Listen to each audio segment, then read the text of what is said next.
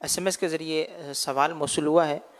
سوال کر رہے ہیں کہ اگر کوئی سامنے والا جھوٹ بول رہا ہو اور ہمیں پتہ چل جائے تو اب اس صورت میں ہمیں کیا کرنا چاہیے؟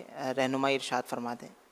وہ جھگڑے ہونے کا خطرہ نہ ہو، اور یہ یعنی ظن غالب آئے، ذہن خیال جو ہے یہ جم جائے کہ یہ میں کہوں گا تو یہ جھوٹ سے باز آ جائے گا، نہیں بولے گا، توبہ کر لے گا وغیرہ. تو اب یہ کہ اس کو جھوٹ سے سمجھانا، روکنا، اس کو مطلب ہے نا کہ سمجھانا یہ واجب ہو جائے گا. اور اگر ایسا نہیں ہے تو پھر واجب نہیں ہوگا.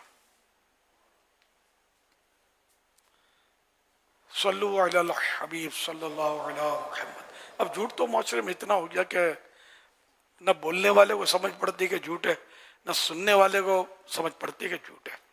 کئی بار ایسے جھوٹ ہوتے ہیں جو ہوتے جھوٹ ہیں لیکن وہ توجہ ہی نہیں ہوتی کہ جھوٹ ہے.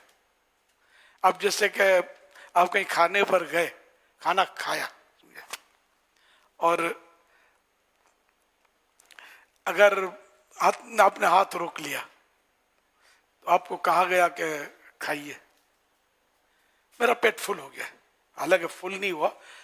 بعض اوقات ایسا فل نہیں ہوتا، جی نہیں چاہتا مزید کھانے کا، اور یا کھانا اپنی مرضی کا نہیں ہوتا، تو آدمی ہاتھ روک لیتا ہے اور بولے گا میرا پیٹ فل ہو گیا.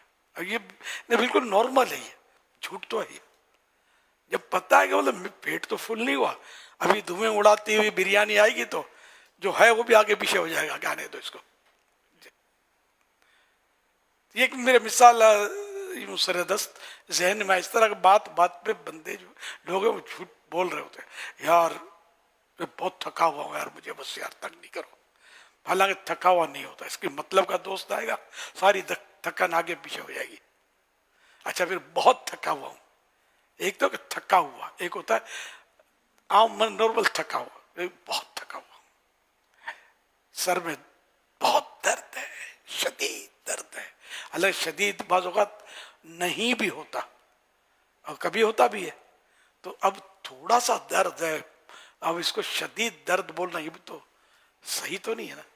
شدید بخار ہے، اب بخار تھوڑا سا ہے، خالی بدن میں سستی ہے، اور جان چھڑانے کے لیے بول دیا کہ یار مجھے شدید بخار ہو رہا ہے، بس یار جانے دو یار مجھے. حالانکہ وہ اس کا پسندیدہ دوست ہوتا تو شدید بخار میں بھی پڑا رہتا، اس سے باتیں کرتا.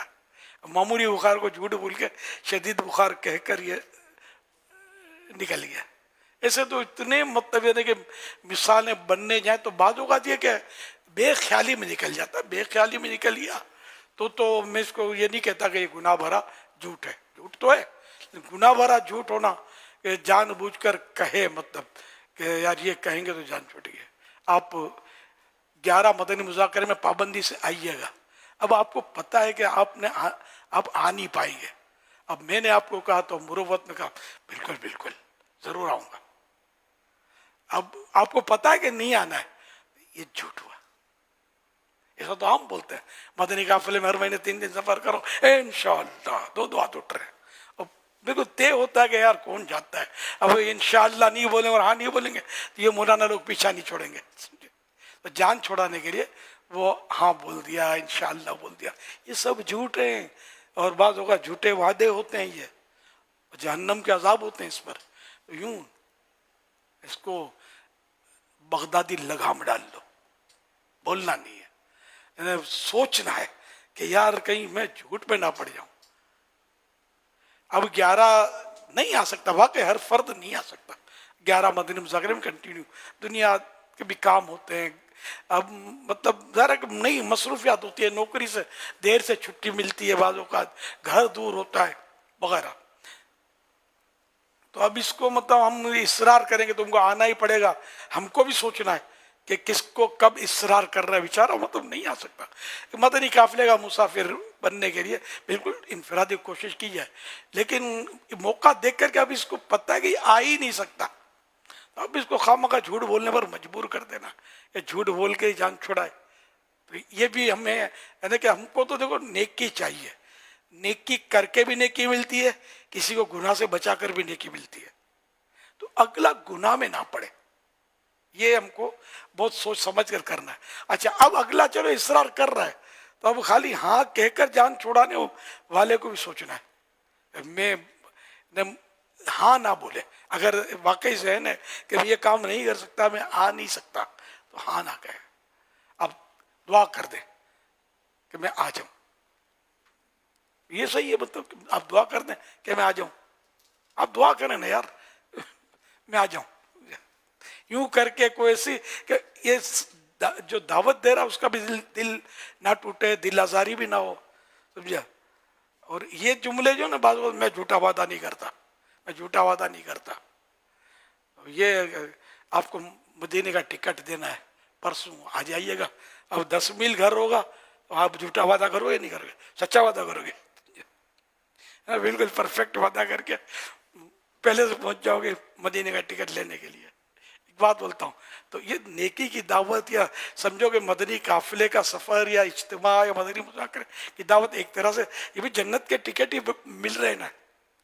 اگر اللہ قبول کر لے تو یہ جنت کا ٹکٹ ہے ہمارے لیے، جنت پہ لے جانے والے کام ہیں. نماز کی دعوت دی، جنت کا ٹکٹ ہی تو آفر ہے نا. نماز جنت کی کنجی ہے. اللہ پاک سمجھ دے. اور اس میں کہ آدمی سوچتا رہے نا، غور کرتا رہے، اور صحبت ہو، صحبت اچھی ہو. مدنی مذاکرے سے بہتر انشاءاللہ مدنی مذاکرے سے بہتر اس طرح کی باتیں سیکھنے کا ماحول آپ کو شاید کم ملے گا، بہت کم ملے گا. اب مدنی مذاکرے میں ریگولر رہیں، کہاں بھی دنیا میں ہو آپ مدنی مذاکرے میں مدنی چینل کے ذریعے، یوٹیوب کے ذریعے ہمارے ساتھ شریک رہ سکتے ہیں. تو تب ظاہر ہے کہ وہ عمر کے ساتھ ساتھ تجربات بھی ہوتے ہیں اور اس سے بھی کچھ فوائد اٹھائے جا سکتے ہیں. اٹھا لیجئے فوائد، پھر نہیں کہنا خبر نہیں تھی. صلو علی الحبیب صلی اللہ علی محمد.